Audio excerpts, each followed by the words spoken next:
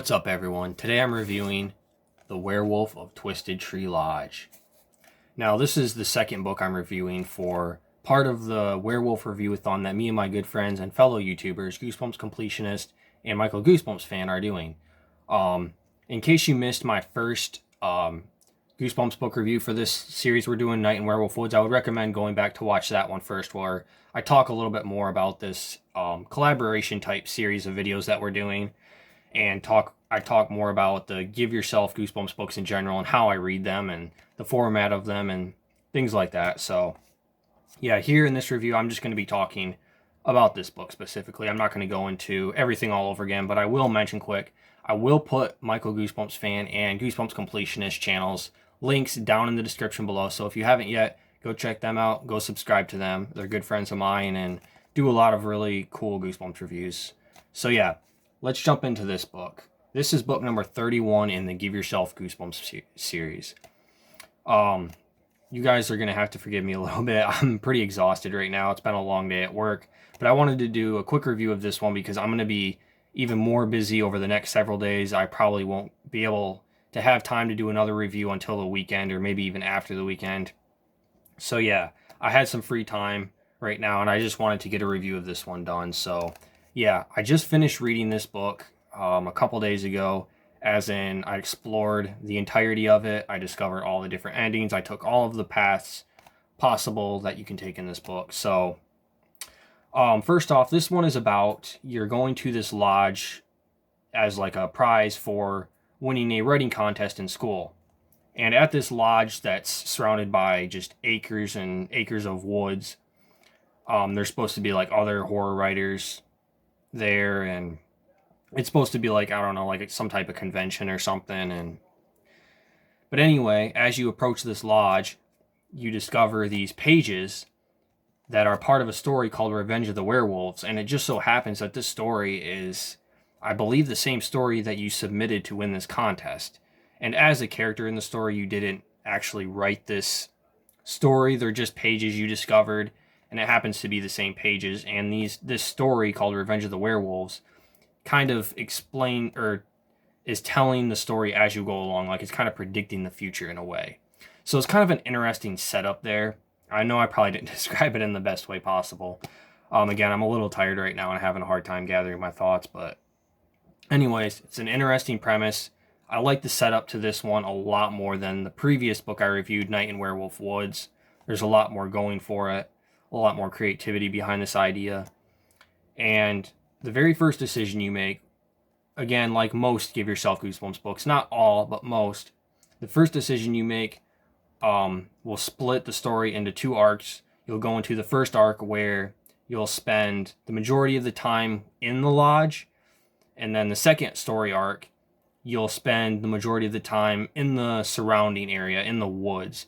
And both story arcs kind of revolve around the same idea, wherein you basically discover the residents of the lodge are werewolves, and you're trying to survive and escape and basically just get away and stay alive. So, yeah.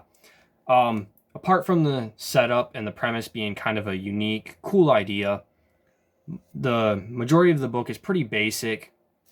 Nothing super crazy, unique, or anything. You're just basically trying to survive. And, yeah.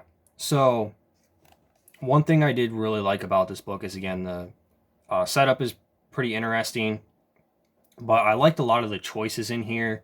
A lot of them have to do with these pages you discover as you continue to read them throughout the story, and they kind of predict the future, and you can kind of read these pages and try to figure out what's going to happen or what you should do based on the story within the story kind of framework that's going on. And there's a lot of humor, too, that's played around this idea that I really enjoyed. A lot of the choices are kind of creative. I like some of the choices you make in here. They're more interesting than simple, do you want to run this way or run that way, as in Night in Werewolf Woods. Yeah, that Give Yourself Goosebumps book was not the best. This one has a little bit more going for it, a little bit more creativity behind the choices. I also liked the majority of the endings for this book.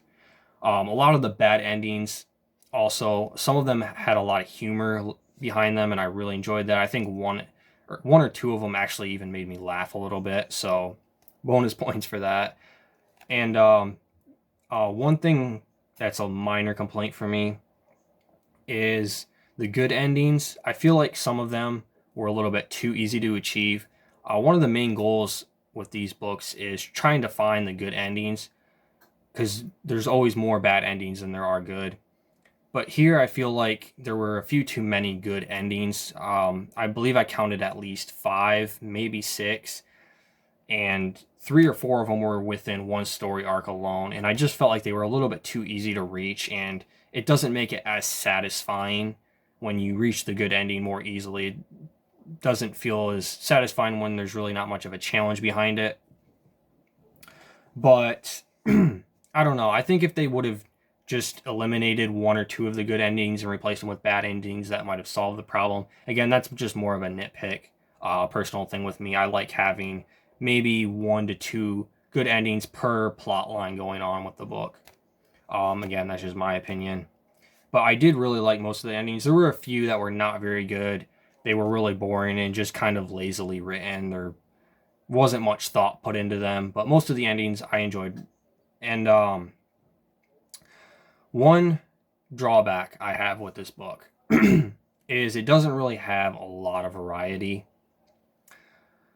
There's really not a lot going on with it. Now, this is kind of a mixed aspect now that I think about it more, because this book kind of has an isolated, kind of a creepy atmosphere, almost like a claustrophobic type feeling, because the entire book, both story arcs, you're spending at this lodge and the surrounding area, the woods, basically just trying to get away and survive.